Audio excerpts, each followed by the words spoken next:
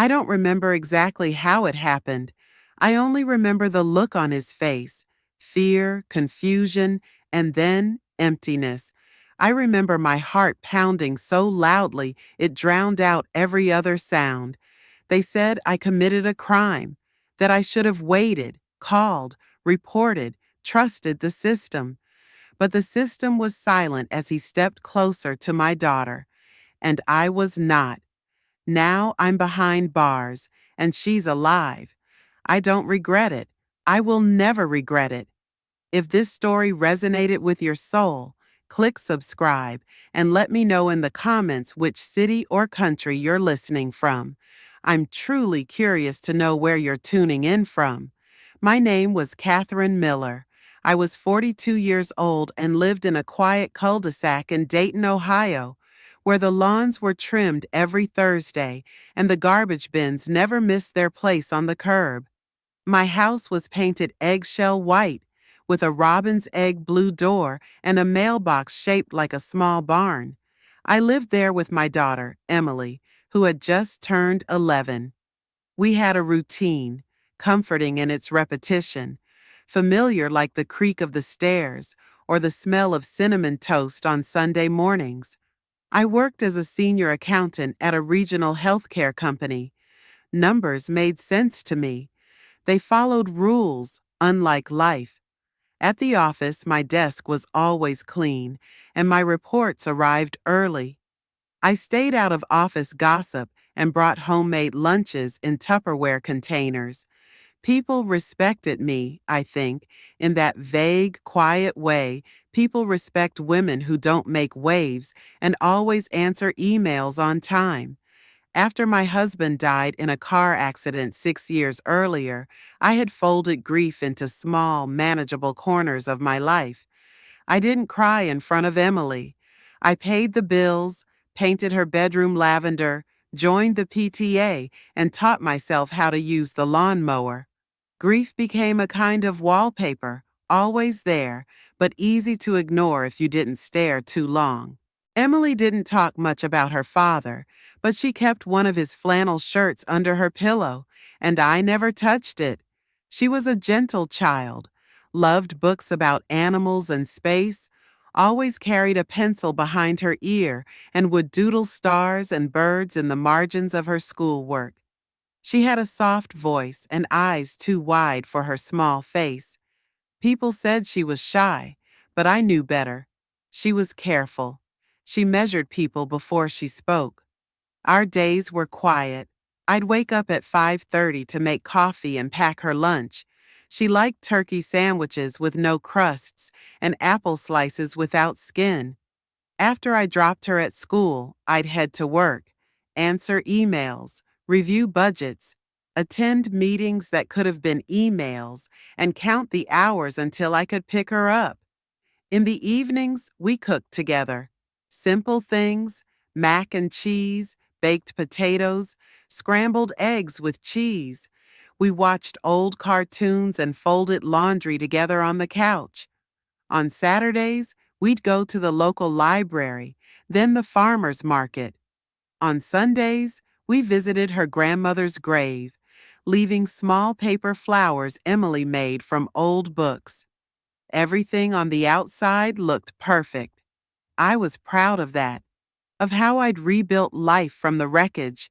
I'd kept the house, kept my job, kept my daughter safe and steady. I clipped coupons and rotated pantry goods, paid extra on the mortgage when I could. I kept birthday cards in a drawer labeled by year and had a folder with emergency contacts, insurance copies, and school forms.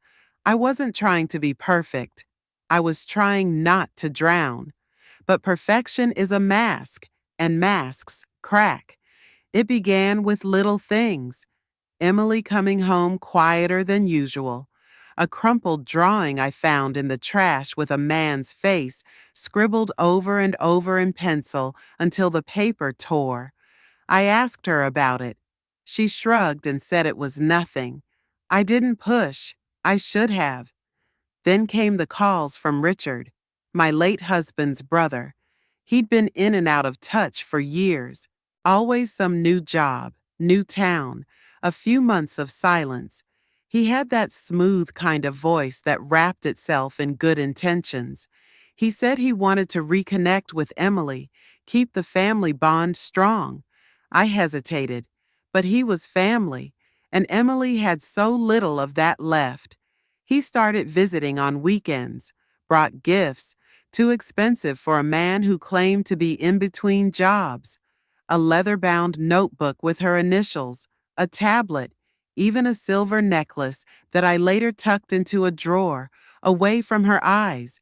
He told stories of her father, things I didn't know, things I didn't want to hear. Emily listened with the kind of quiet I didn't like. Still, absorbing.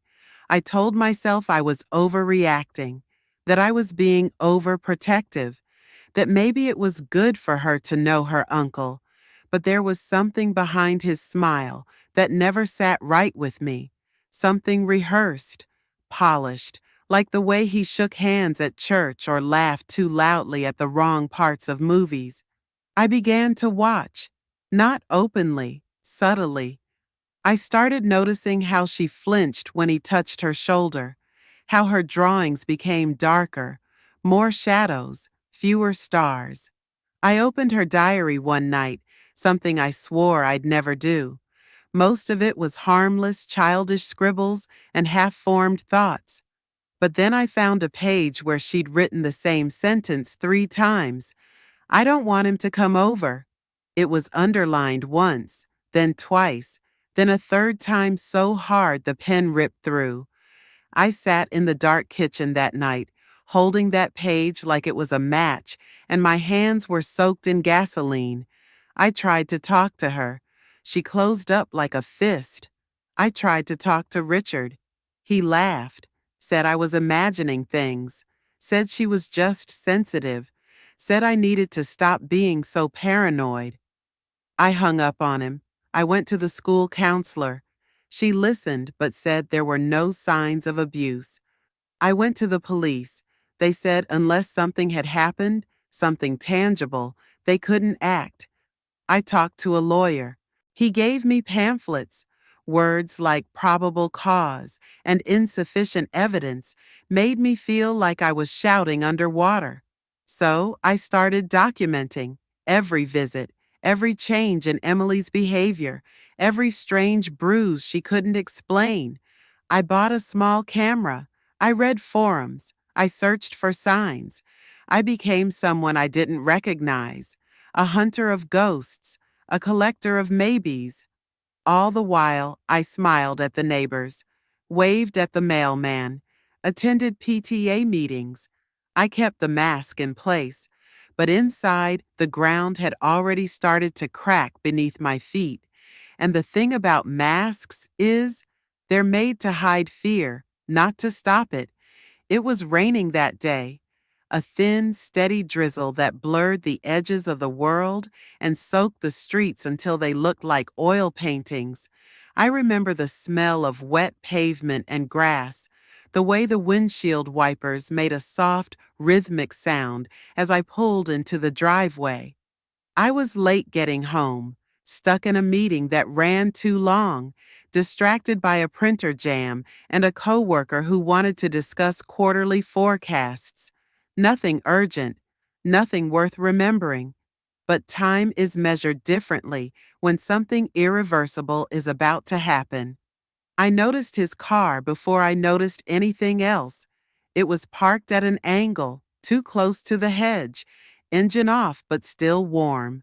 A black Dodge sedan with out-of-state plates and a dented rear bumper. I recognized it immediately. Richard's. The knot in my stomach pulled tight. I hadn't invited him. He hadn't called. Emily never mentioned he was coming.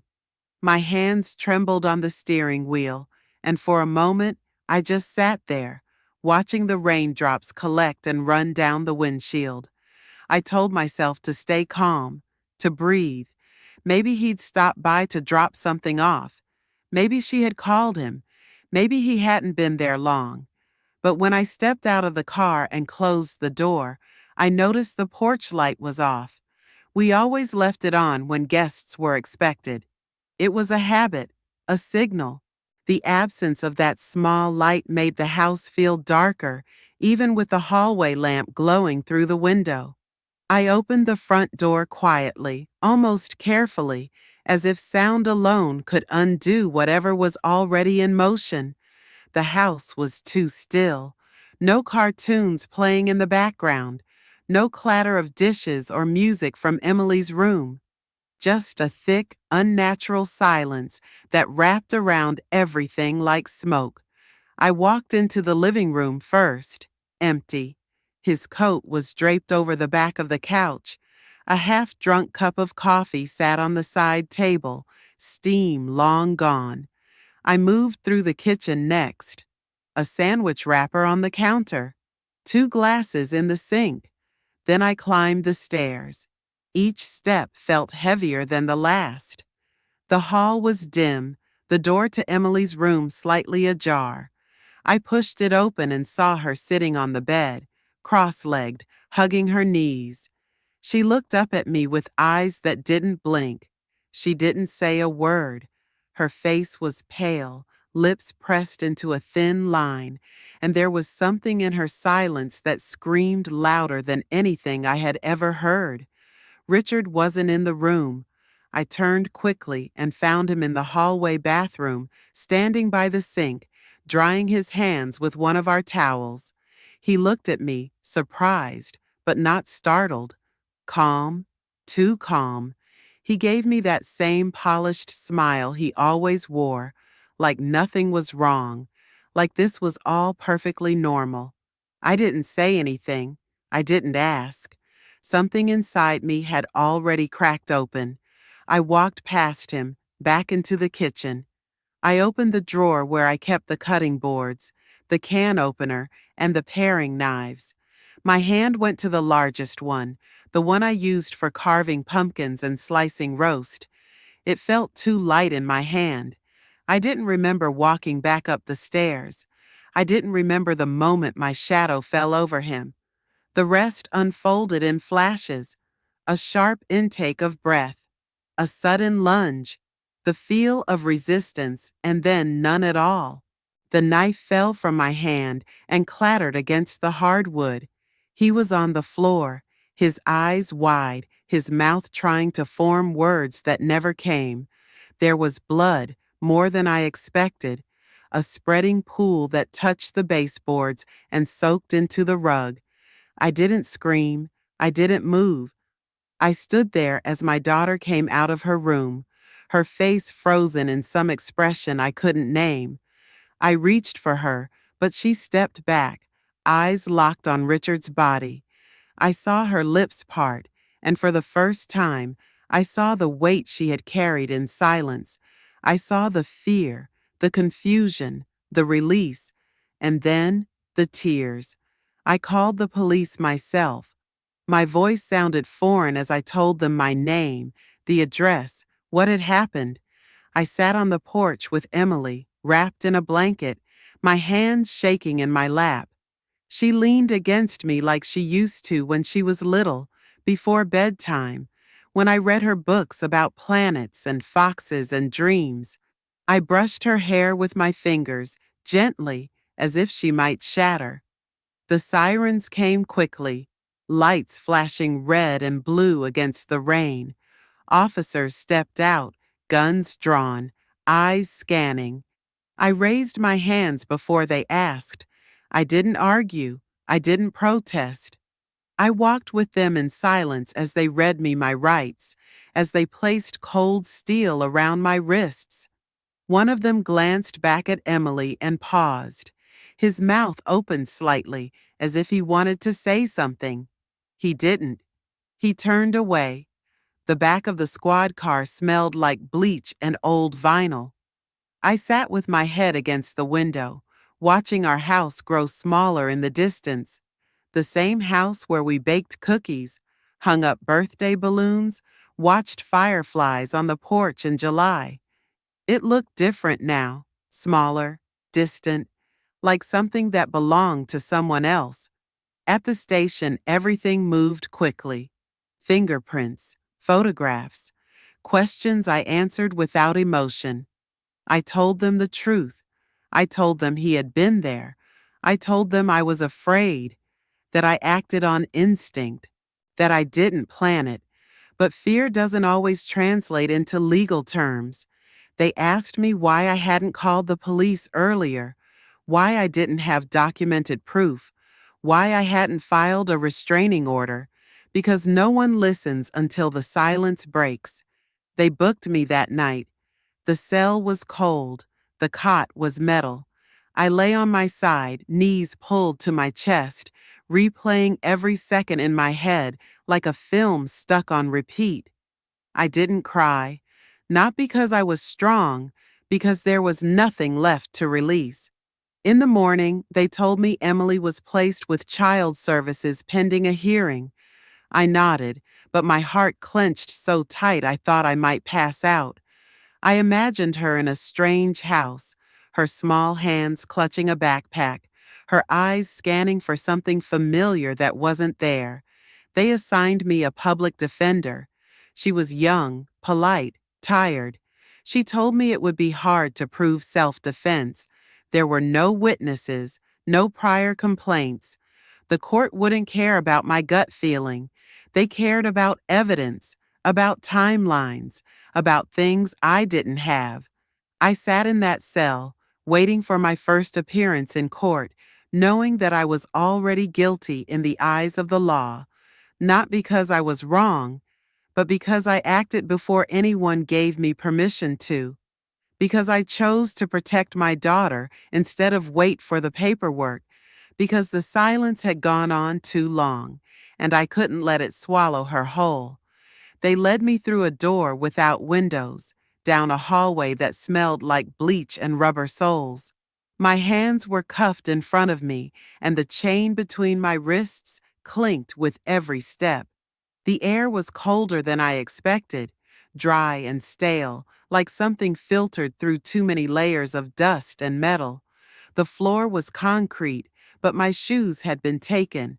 I walked in socks, each step echoing, each one a confirmation that there was no turning back.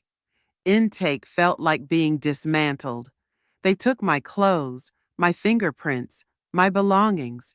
My wedding ring went into a small plastic bag marked with my name and a number.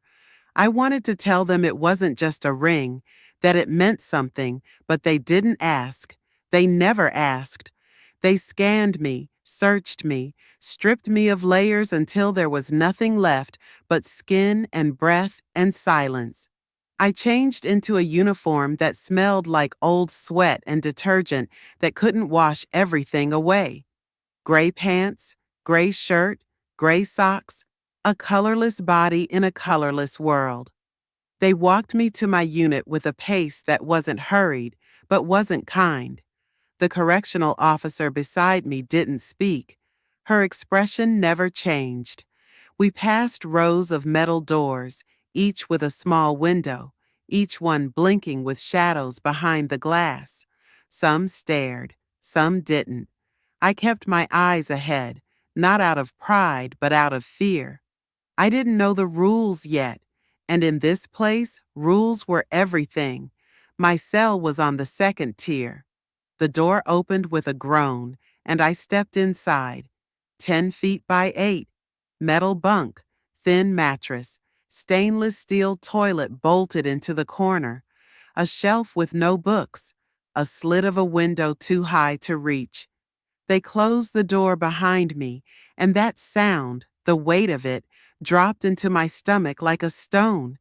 It wasn't the bars I noticed first. It was the air, the thickness of it, the way it wrapped around my ribs and made it hard to breathe. The first night passed in pieces. I lay on the top bunk because the lower one was already claimed. The woman beneath me said nothing. She didn't move much. Her breathing was shallow, erratic. I counted the seconds between each inhale, afraid of what it might mean if they stopped. I didn't sleep, not really.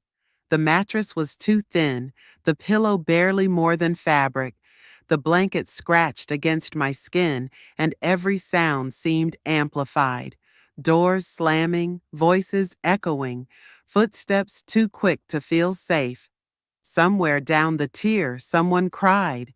Somewhere else, someone laughed. The laugh was worse. In the morning, the lights snapped on with a violent hum. I sat up too fast and hit my head against the ceiling. No one reacted. Pain wasn't currency here. I followed the others to the chow hall. Trays slid along the line. Hands reached for bread, fruit, plastic utensils that bent under pressure. I took what I was given and ate without tasting. My stomach twisted with nerves, not hunger. I watched. I listened. I stayed invisible. There was a woman with tattoos crawling up her neck like ivy. She glanced at me once and then turned away. Another with bright orange socks and a limp that made her shuffle like she was dragging time behind her. None of them smiled. None of them asked who I was or why I was here. That kind of information came slowly, if at all. Trust was not given in places like this. It was traded or stolen or faked. The days fell into each other like dominoes. Wake up, eat, work, count, lights out, repeat. Time lost its edges. I worked in the laundry, folding sheets and uniforms that never seemed clean no matter how many times they passed through the machines. The heat in the laundry room was unbearable, but I didn't complain. Complaining made you a target. So did being too quiet. I tried to strike a balance, to be forgettable, neutral, unthreatening. But there's no middle ground in prison. Everything is exaggerated. Your fear, your silence, your posture, your past. Letters from outside were opened, read, handed to me with corners torn and ink smudged. Emily hadn't written. I stared at the blank spot in the mail cart where I hoped my name would be. Day after day. My hands began to ache from folding. My back throbbed from standing too long. My skin itched from the fabric, from the detergent, from the air itself. I scratched in my sleep and woke to blood under my nails. There were fights, quick, brutal bursts of noise and motion. I never saw how they started, only how they ended. Someone on the ground, guards shouting, hands twisted behind backs, bodies dragged away. Sometimes they didn't come back. Sometimes they did, quieter, more distant than before. In the evenings, I sat on my bunk and stared at the wall. I tried to remember my daughter's face, but it blurred around the edges. I clung to small rituals, folding my blanket the same way, brushing my teeth with slow, deliberate strokes, counting to 100 before lying down. It gave the illusion of control, a lifeline in a sea of chaos. I met my caseworker twice in the first month. She was efficient, detached. She asked if I wanted therapy. I said yes. She said there was a waiting list. She asked if I had thoughts of harming myself. I said no. She didn't ask if I had thoughts of disappearing. The cell lights flickered sometimes. During storms, the power would cut out for a few seconds. Those moments were the closest I felt to peace. Complete darkness, no hum, no guards, no eyes. Just black, silent and infinite, like the sky I used to stare at from my back porch. But there was no sky here, just metal, ceilings made of steel, bars that clicked like clock hands, screws that held the world together in the wrong shape. And somewhere above all that, a daughter growing up without me. The ache of that knowledge lived in my bones. It sat with me in the chow line, in the laundry room, on the cot when the world went quiet. I imagined her walking to school, eating cereal, losing teeth, learning new words. I imagined her forgetting my voice, forgetting the feel of my hand around hers, forgetting why I wasn't there. Every morning I made my bed. Every night I unfolded it. A useless ritual, a way of pretending that something could still be undone. But nothing was coming undone. Only me. There was a crack in the floor near the drain in the corner of the shower room. It looked like a branch, like veins under the skin of the earth. I stared at it every morning as I waited in line, towel folded over my arm, flip-flops sticking slightly to the damp tile. That crack became something to hold on to. It didn't change, it didn't lie, it just split the concrete and stayed there, unbothered, unmoved. I needed that, something that didn't move. Time no longer passed in days or weeks. It passed in rhythms. The slamming of doors, the metallic clang of meal trays, the rustle of uniforms during count. My mind began to measure time in steps between checkpoints, in the temperature of the food, in the number of times the same story passed from mouth to mouth across the yard. I woke before the lights. I folded my blanket into a perfect rectangle. I brushed my teeth with a toothbrush ground down to half its original size. I sat on the edge of the bunk with my hands on my knees, waiting for the light to buzz on and for the day to begin. I no longer reacted to the noise. It had become background, like the hum of a refrigerator, like breathing. I rarely spoke. Words felt too big, too dangerous. They could betray you, expose you, pull you into fights you didn't want. So I nodded. I watched. I followed. My voice lived only in my head now. I wrote letters to Emily that I never sent. I filled entire notebooks with thoughts I couldn't say out loud. They took them once for inspection and returned them without comment. I don't think they read them. Maybe they did. Maybe they didn't know what to do with what they found inside. The women around me changed. Faces came and went. Some were angry, loud, demanding. Others were quiet like me, moving through the halls like ghosts. One girl arrived with a bruise that bloomed across her cheek like a purple flower. She never said how she got it. None of us asked. I gave her half my peanut butter once. She nodded. That was all. I learned who to avoid. The ones who watched too long. The ones who whispered just loud enough to be heard. The ones with nothing left to lose. There was a woman who sharpened pencils down to the lead and kept them tucked into her waistband. Another who braided her sheets into ropes. We all pretended not to see.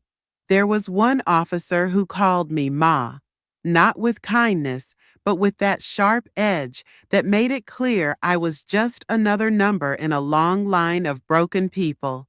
She once asked me why I always looked at the floor when I walked. I didn't answer. She wouldn't have understood. The floor was safer. It didn't judge. It held its secrets better than people did. One afternoon during yard time, I sat on the edge of the concrete near the fence and watched the sky. It was a rare blue, the kind that made you believe in something bigger. A bird flew overhead, circling once before disappearing beyond the wall. I hadn't seen a bird in months. I didn't realize how much I missed the sound of wings. Another woman came to sit near me. She was older, her hair cropped close, eyes like shattered glass. She didn't speak either, but we sat there for 20 minutes, our backs to the wall, our legs stretched out, the sun warming our faces. In that moment, I remembered what silence could feel like when it wasn't filled with fear. Just space, just stillness.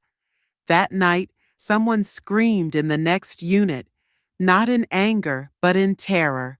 It was the kind of scream that made your blood slow, the kind that said something had broken that wouldn't heal. Guards rushed in. We heard the scuffle. We heard the dragging. No one slept. In the morning, there was bleach in the air, stronger than usual. The counselor came back that week. She offered me a place in the trauma group. I declined, not because I didn't have trauma, but because I wasn't ready to share it with anyone whose eyes flicked to the clock every 3 minutes. I needed something real, something rooted. So I started drawing on the concrete with the heel of my shoe. Light scratches, shapes only I could see, flowers, trees, sometimes names, sometimes just lines. It felt childish, but it gave my hands purpose. It gave my brain something to hold on to. The concrete floor became my canvas, temporary, private, a kind of prayer. The news from outside trickled in, bits and pieces from old magazines or overheard phone calls, a storm in Florida, a fire in California, a celebrity overdose. The world kept spinning, but I was no longer on its surface. I lived in a pocket underneath, watching from behind thick glass. Emily didn't write. I checked the mail cart anyway, every time. I asked about her during visitation review, but there was nothing. No contact listed, no response to outreach. The counselor said maybe she needed time. I knew what that meant. She had chosen to forget me. I didn't blame her. I kept a photo of her folded into the corner of my mattress. It was worn, edges curled, the colors faded. She was 7 in the photo, wearing a yellow raincoat and holding a red umbrella. Her teeth were crooked and her eyes were wide with laughter. I stared at that photo every night, tracing the outline of her face with my mind, trying to remember the sound of her voice when she said my name. There was a guard who noticed. He didn't say anything, but one night he slipped an old National Geographic under my door. It had a photo of a forest on the cover. I didn't ask why. I just opened it slowly, page by page, letting the trees remind me of something green and alive. I read it 5 times before it was taken during a cell inspection. The patterns on the concrete grew more elaborate. I started mapping the seasons. Fall was orange lines and circles. Winter was jagged slashes. Spring had spirals. Summer was dots in clusters. They meant nothing to anyone else. But to me, they were proof that I hadn't vanished, that I could still create something, even if it disappeared under a mop the next day. One morning, I woke before the lights and found a message scratched into the floor next to mine. Just 3 words. I see you. I never found out who left it. I never asked. But it stayed there for days, untouched. Even the guards didn't wash it off. It was the closest thing to grace I'd seen in months. Some nights, I dreamed I was walking through our old neighborhood. The streetlights were dim and the houses blurred, but I always found my front door. I never went inside. I just stood on the porch, hand on the doorknob, listening to laughter from somewhere inside. It was always Emily's. When I woke, the laughter was gone, but the sound lingered like warmth in the sheets. I sat up. I traced the crack in the floor with my toe. I pressed my palm against the wall and waited for the count. Outside, the sky turned gray again, but the floor still held its pattern, and so did I. The first sign that something inside me had shifted came in the form of a letter I didn't expect. It wasn't from Emily. It wasn't from anyone I knew. The return address was a shelter in Columbus. The handwriting was uneven, as if written by someone not used to pens or paper. Inside was a single page and a name I didn't recognize, but the message was clear. It said, "Thank you." It said, "Your story matters." It said, "I'm still here because someone told me yours." I read it 3 times before I folded it and placed it beneath my pillow. That night, I lay on my bunk staring at the ceiling and listening to the soft, constant hum of the fluorescent lights. Something stirred in the stillness, a thread of purpose, thin and trembling, but present. It had been a long time since I felt anything close to purpose. The next day, I signed up for the GED tutoring program. I didn't need a diploma. I already had one. But I knew the tutor was looking for volunteers to help women who were just starting their education journey, many of them barely able to read or write. I sat at a folding table with two younger women and a stack of torn workbooks. One of them had a voice so quiet I had to lean in to hear her read. The other was all fire and resistance, convinced she was too stupid, too broken, too late. I told her I had thought the same thing once. She didn't believe me, but she kept coming back. Teaching gave me something to do with my hands, something to focus on beyond the numbness. I corrected spelling, explained fractions, wrote flashcards in block letters so clean they looked printed. I kept my voice steady even when their frustration boiled over. Some days they cried, some days they cursed. Some days they made jokes so sharp it felt like a kind of magic, turning pain into laughter. I laughed too. I hadn't laughed in so long I'd forgotten how my face felt when it happened. In the evenings, I began to write again, but not letters to Emily. This time, I wrote fragments of memory, tiny windows into who I had been, who I had become.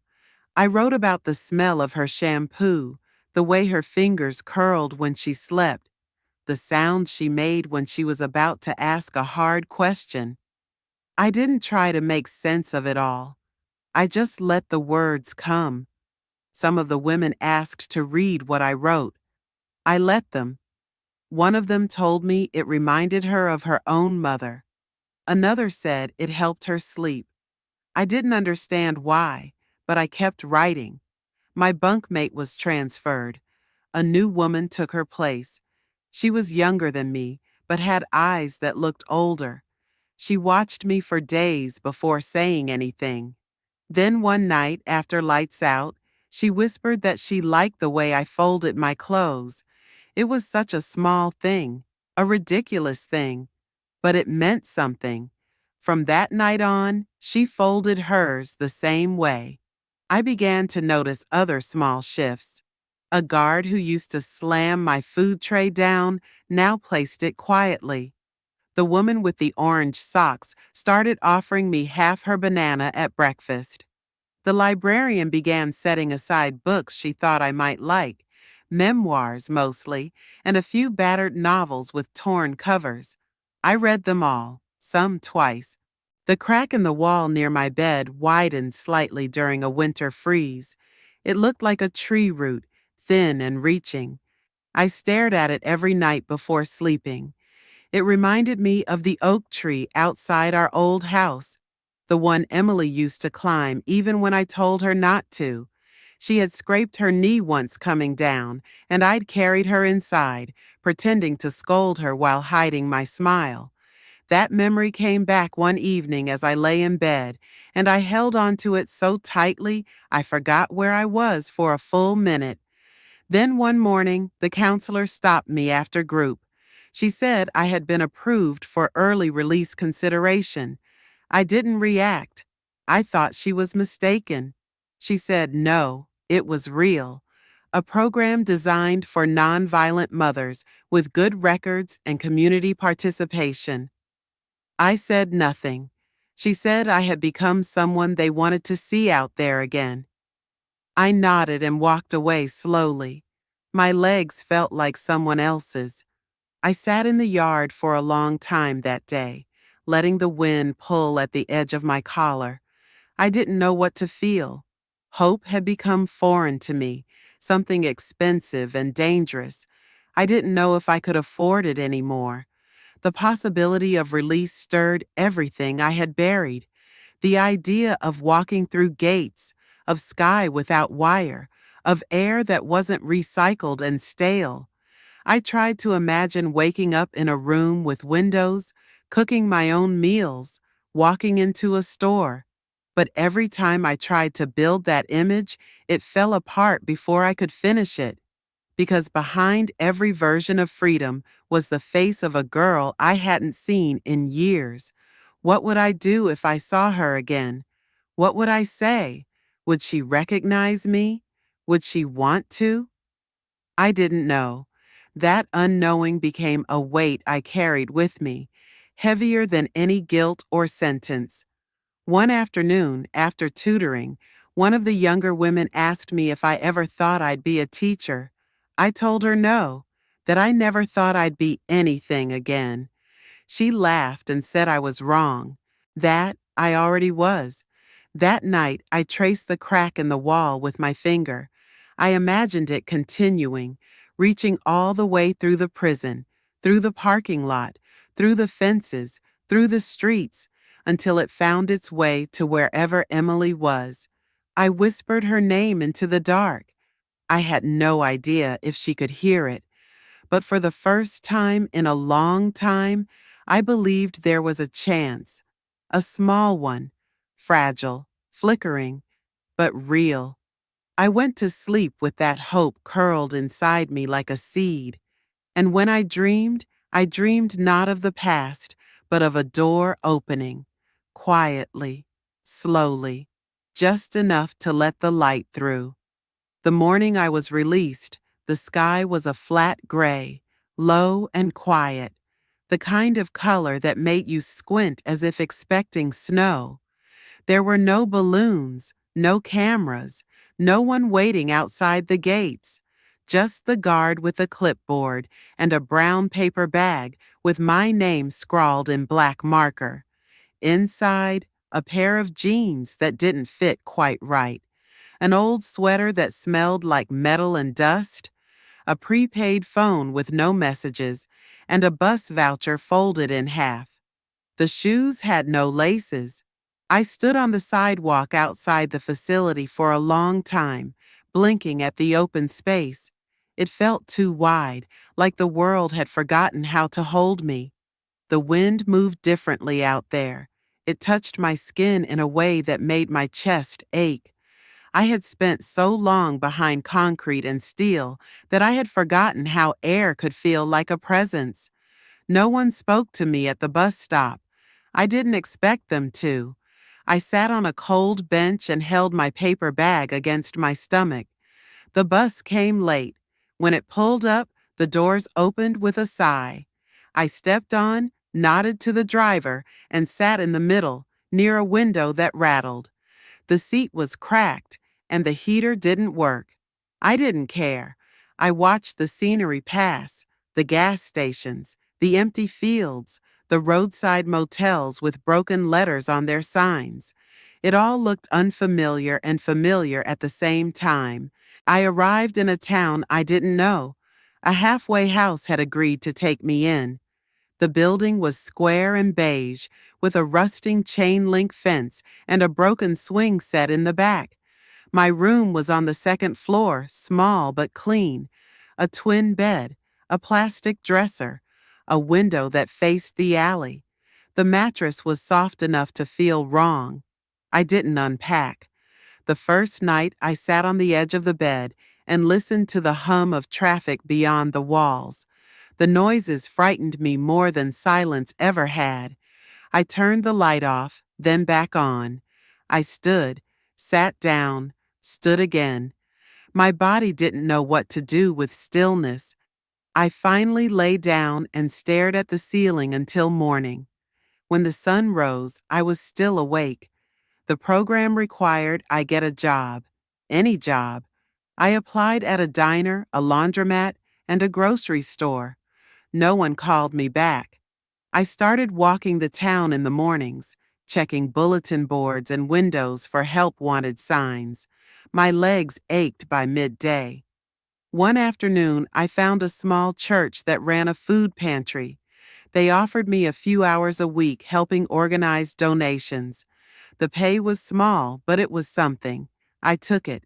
The pastor didn't ask questions. He gave me a list and keys to a back closet where I sorted cans and folded clothing. I worked in silence, grateful for it. On Fridays, they let me take a box of food. I learned to stretch it. Rice, beans, dented cans of soup.